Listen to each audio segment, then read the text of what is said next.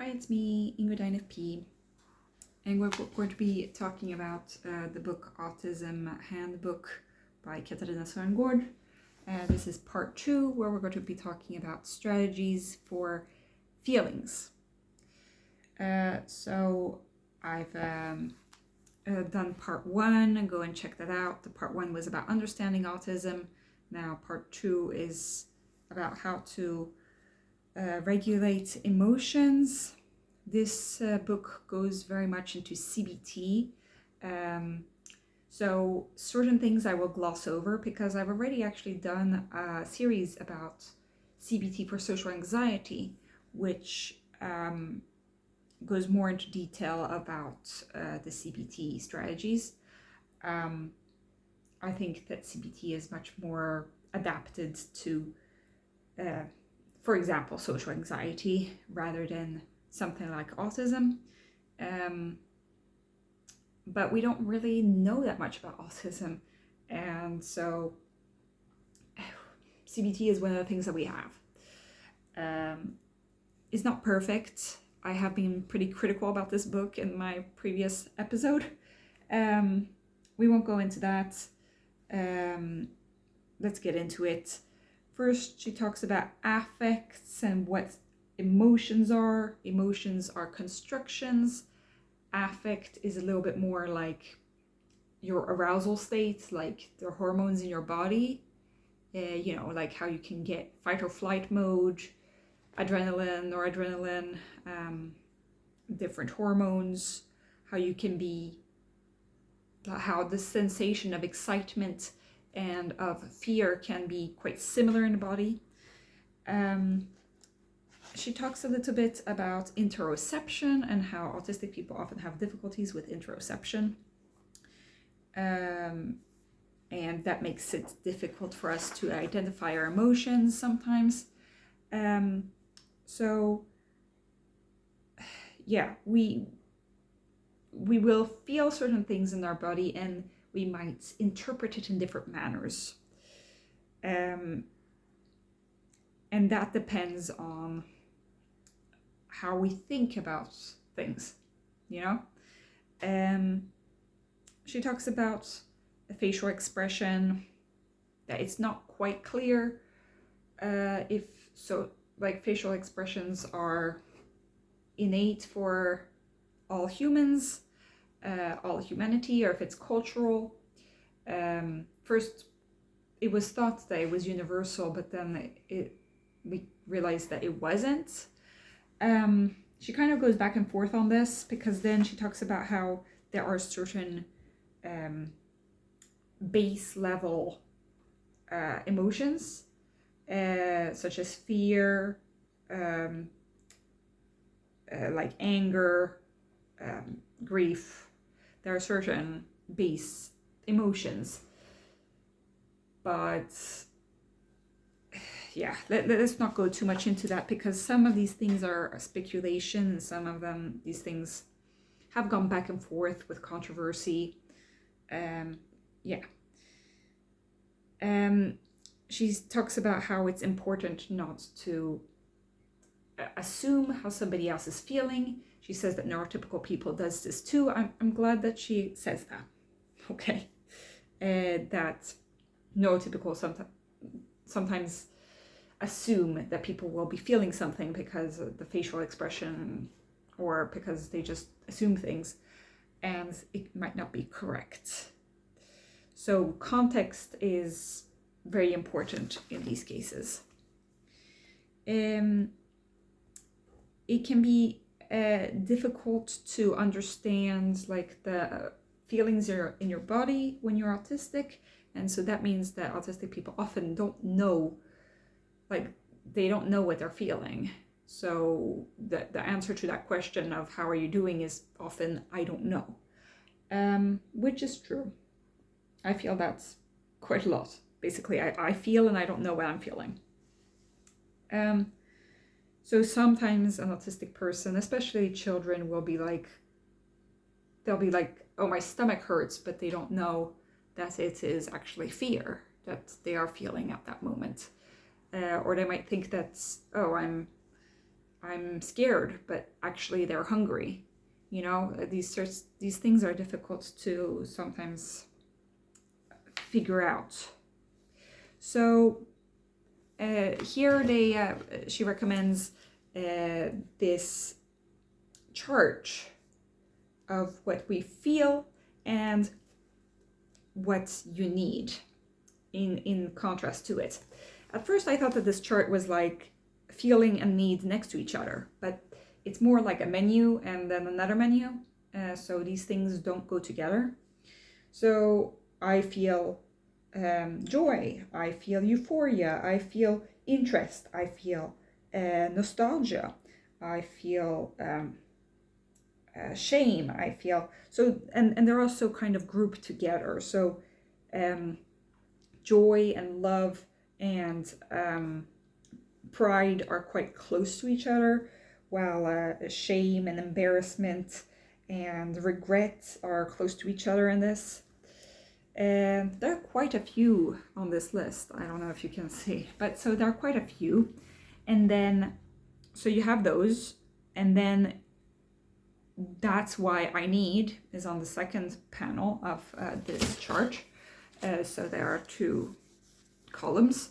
The other column is like what you need. So it is kind of connected to what's on the other side. So for joy, it's to share my joy. It's something that I need to do. Or I'm, but sometimes it doesn't really match. So grief, that's why I need to take contact with somebody I love. Or regret, that's why I need to stop avoiding. So sometimes they're connected, sometimes they are not. So sometimes what's on one side can be taken from the whole list of the other things. So maybe because I feel nostalgia, I need to share my joy. You know, these things can be coupled in different ways. Other things can be resting, you can need to exercise, you can need to ask for, like, apologize, you might need to ask for support, you might need to say no, you might need to stop the contact. I like this chart, however, I have another, like a circle with feelings, which I prefer that chart because it kind of goes from base feelings out towards more complex feelings. I'll take it and show it to you. So this is the feeling wheel that I use. It's from the app Calm, and it's like a circle and it has different colors, and in the middle you have like angry, fearful, bad, surprised, happy, sad, disgusted. And then, for example, if you choose disgusted, then you can go further into, am I feeling disapproving or disappointed or awful or repelled? And so if I'm going to disapproving, then I can go even further into judgmental or embarrassed.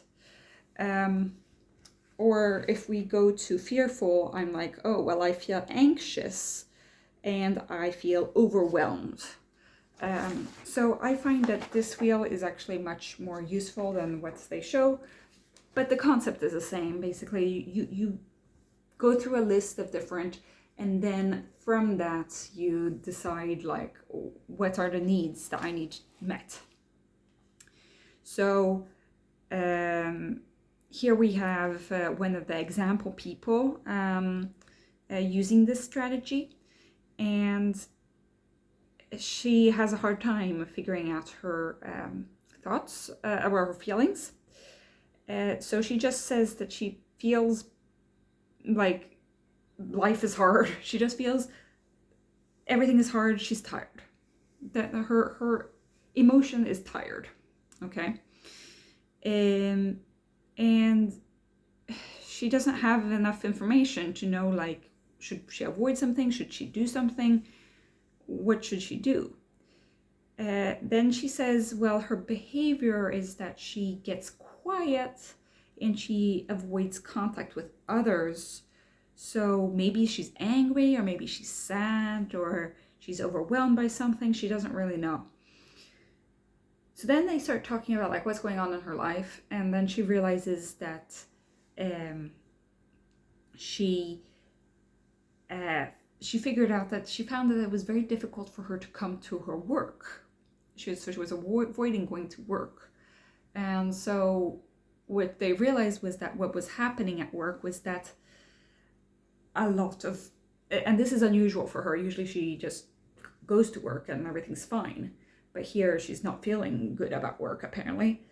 And she's realizing that her boss has just given her new tasks to do, and she has to work with people that she doesn't know. And she realizes, together with her therapist, that she's feeling irritated, that she can't do what she usually does. She also feels insecure, that she needs to work with new people, and she's feels that she no longer has control of her work situation. So she feels stressed. She even feels irritated and angry at her boss because of this, because all of the control has been taken from her. She also feels that she is anxious about going to work because of the fact that she'll have to deal with these new things all the time. So she is feeling all these things, even though she hasn't been consciously, understanding that these things were this. So she's been avoiding her feelings, basically, and I don't like how this writer has gone about it, because this is obviously a problem with her work and not a problem with her. And basically the author of the book is like, well, she needs to talk to those new colleagues and socialize with them, and no, I would, and then she needs to talk to her boss, and in this example the boss is really happy about that she came and told him about it and whatever. I don't know how it would have been in real life, but sometimes things aren't as simple. But it's just an example. So that was the first strategy. Then we get to working with stress and anxiety. So it's a bit of a problem for autistic people that we have a hard time, because we don't see context automatically sometimes, and so it's a lot of fighting just to get by, and then it's like just a little change or something can completely destroy our whole feeling of control, and that can lead to a lot of stress and anxiety, having to work against everything all the time, which makes sense. And well, they talk about Jarmo again, who when he was at school, he would have a hard time going to school. When he was small, he would get a stomach ache and not know, and then they realized that it was actually anxiety because he was getting bullied at school. Then she talks about how it's important to find accommodations, that, for example, somebody who is in a wheelchair can't be expected to be walking up and down the stairs. So the same thing goes for an autistic person. However, she does explain that family life is not something that you can take sick leave from, and it's hard to avoid. And that is true, it's difficult.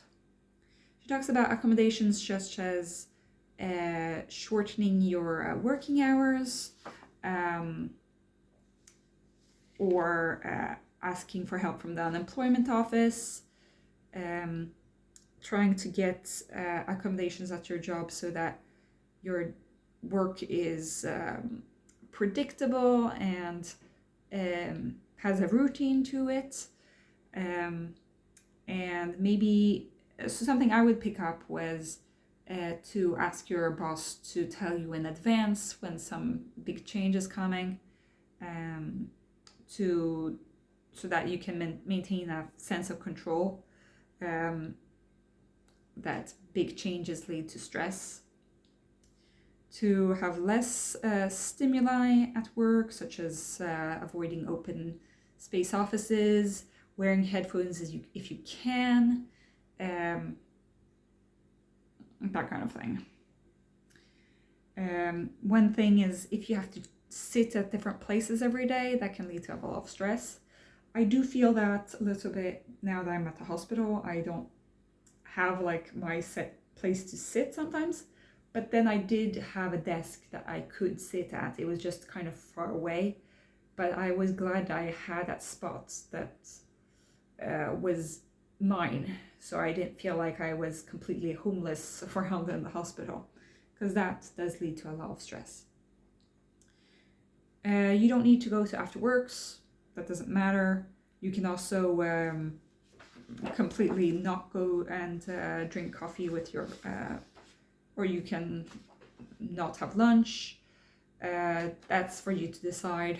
I go and eat lunch with the others because I feel like it's important for me to keep the socialization with my colleagues, and I actually get some kind of enjoyment out of it. But I know that a lot of autistic people don't.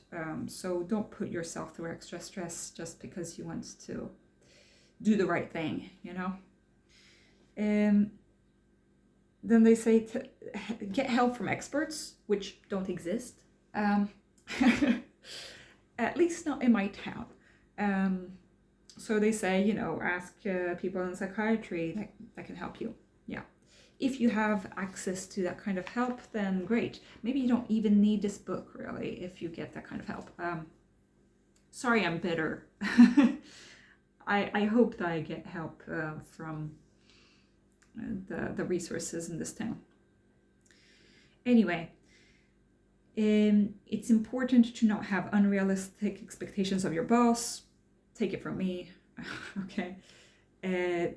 She does say, to her credit, it's you you're the expert on your autism, not them. Be clear with your information. If you have a hard time explaining your needs, it can be important, like you can take help from your psychologist or somebody else to help explain things to, for example, your boss or somebody around you. You don't need to tell your boss. She talks a little bit about that. And also to reduce different stimuli at home as well. Wear clothes that you feel comfortable in, which goes against what she said earlier, you know. But I guess that it's different for her at home than outside of the home. She basically, in this author's eyes, if you leave your home, then you need to be stylish, and if you're at home, then you need to wear comfortable clothing, and yeah.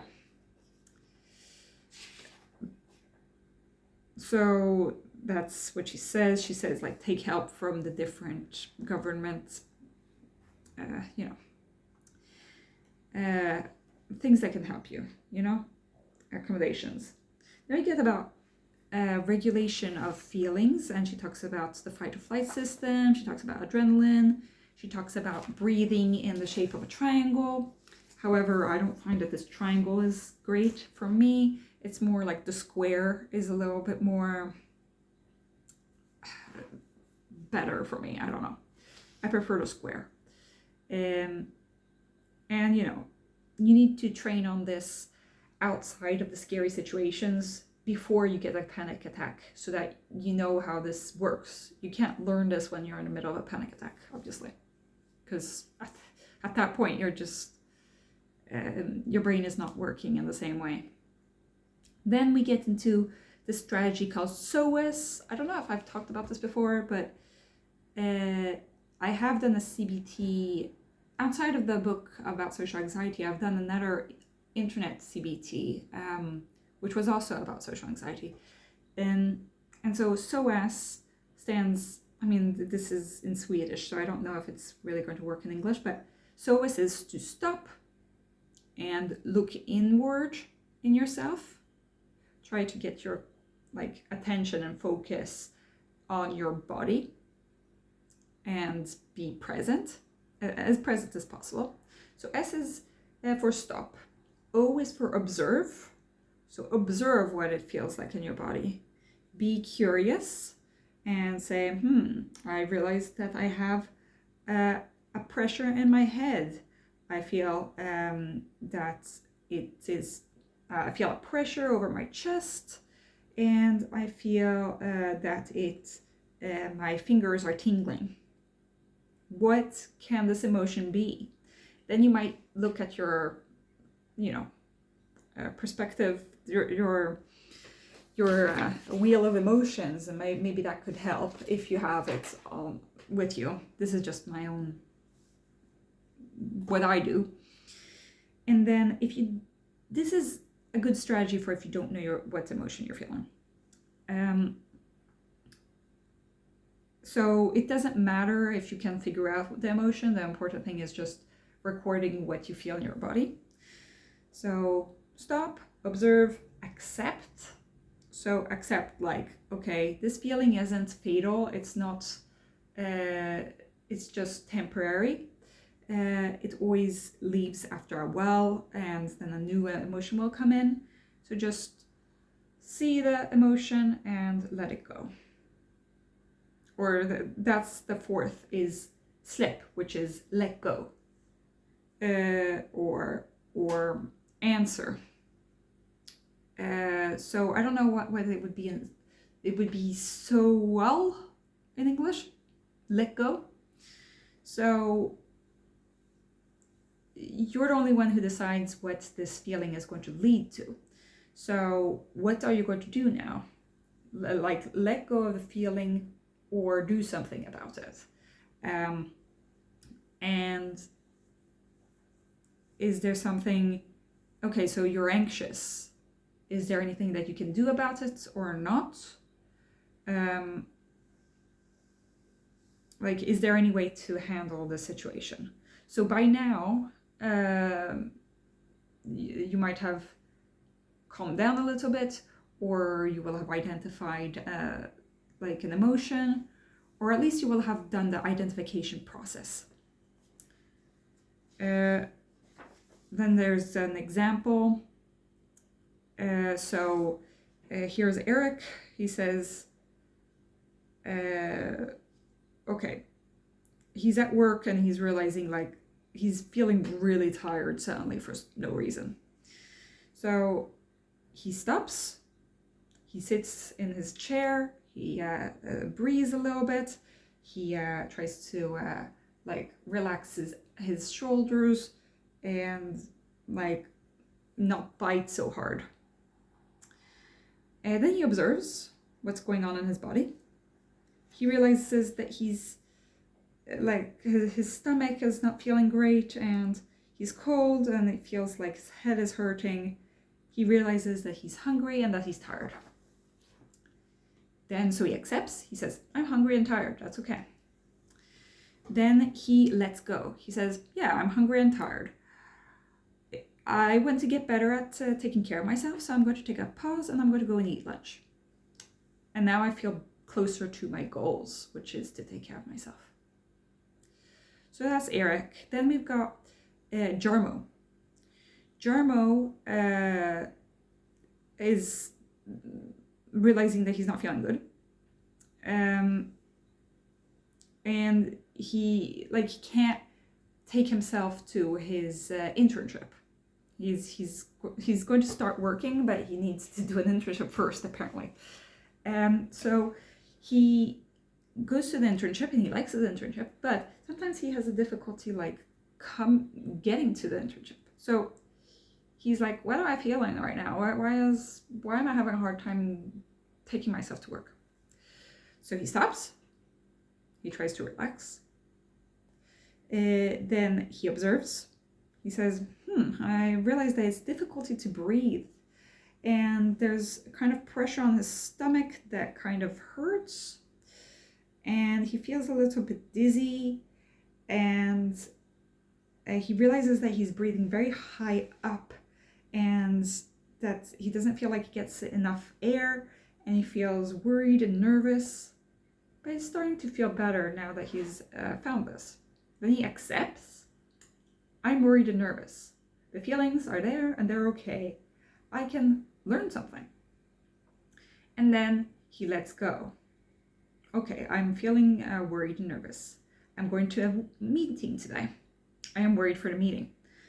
I will manage all of the tasks I have, and I will go, even if it makes me worried and I'm nervous.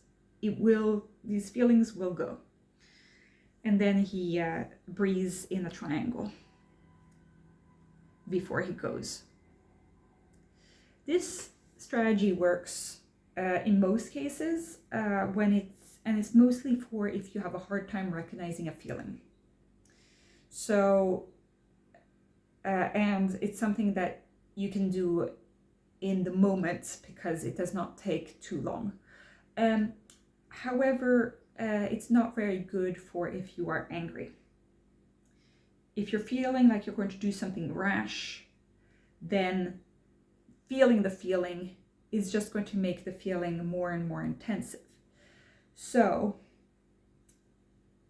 I mean, obviously, it's hard to know. Like, if you don't know your feelings, how would you know that you're feeling angry?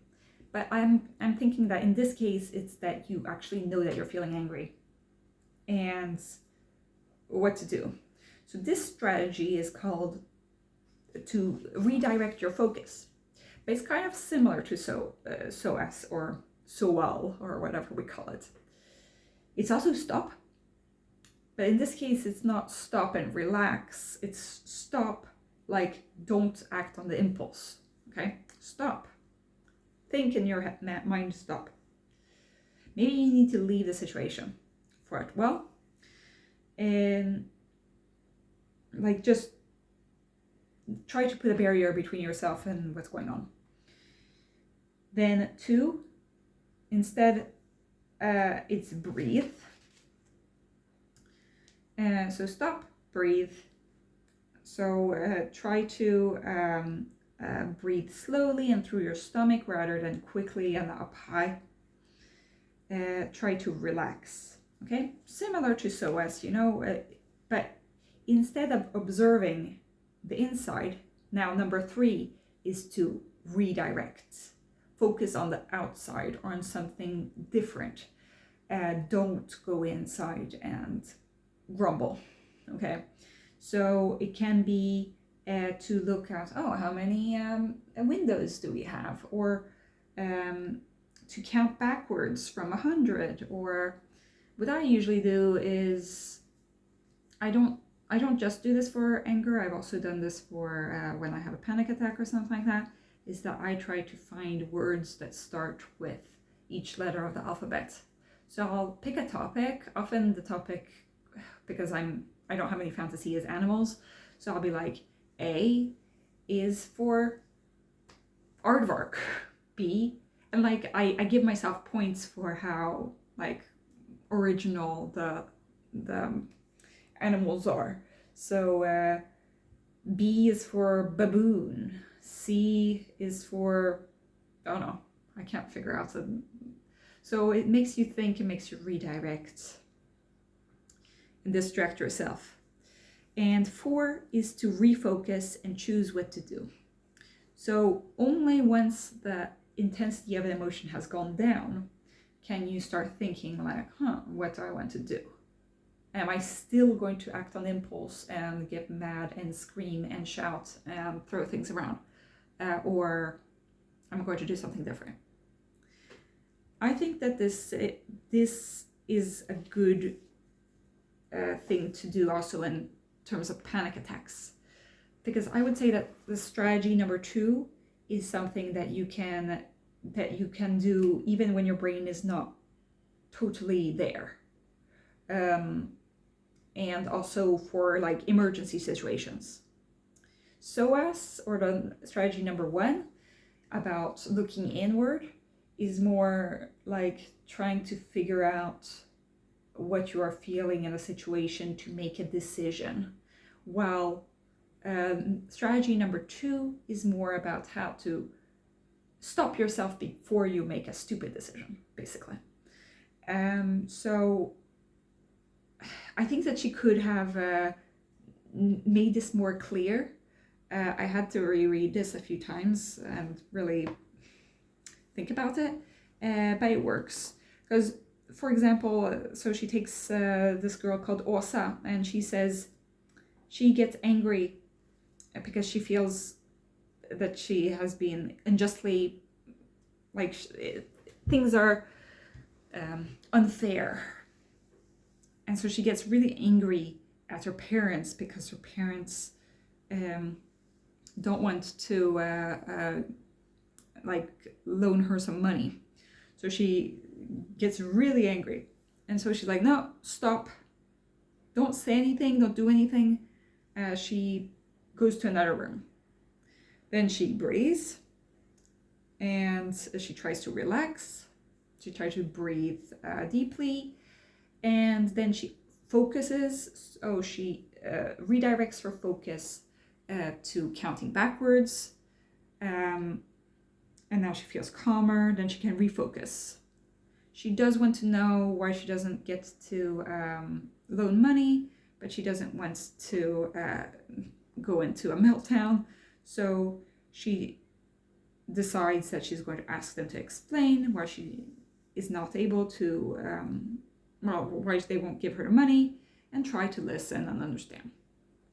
Okay. So that's that. Then there's a little bit of tips for depression. I find that this is kind of similar to regular stuff for depression. Do things regularly, eat regularly, sleep regularly, take care of yourself, put alarms for like when to eat, that kind of thing can be a thing. Do what usually makes you happy. You take contact with your loved ones. Then they talk about physical activity, which is difficult, and she does explain that it is difficult, especially because of bad experiences people with autism often have with physical activity in school, for example. She does talk about difficulty with change and trying new things for autistic people. So I get it. I haven't found anything yet, and it's difficult for me to try new things, so that's why I have a hard time. And then she does talk about something that somehow irritates me a little bit, is to take care of the things that you have to do. And it is a part of self-care, sometimes self-care is doing the dishes, sometimes it is taking out the trash. However, I think that we need to understand that there are certain levels of depression where in some levels you are not able to take care of these things. And so it's about balancing on the days that you are feeling slightly better, then you can do these things. So if you can't get yourself out of bed, then you can't do the dishes, but maybe you're able to get yourself out of bed and doing the dishes. A way that I do it is that I feel like, everything is so meaningless and everything is so boring. So I might as well do the dishes because, dishes are also boring, but at least I'll have done it, And that kind of gets me doing the dishes. I need to get myself into a sort of flow where I'm like, I'm in the kitchen making myself a girl dinner sandwich, and and then I'm like, the dishes are shitty, so I'm going to pick up one dish. And sometimes it's okay to just do one dish, Maybe once you do one dish, then you'll be able to do other dishes as well, which is called task stacking, which is actually something really good for ADHD and I think also for autism. But I'd recommend another video on that because this is getting too long. I'm going to make another video now about the second part of the feelings. This is going to be more about the CBT part of it. So stay tuned. Have a great day, everybody. Bye.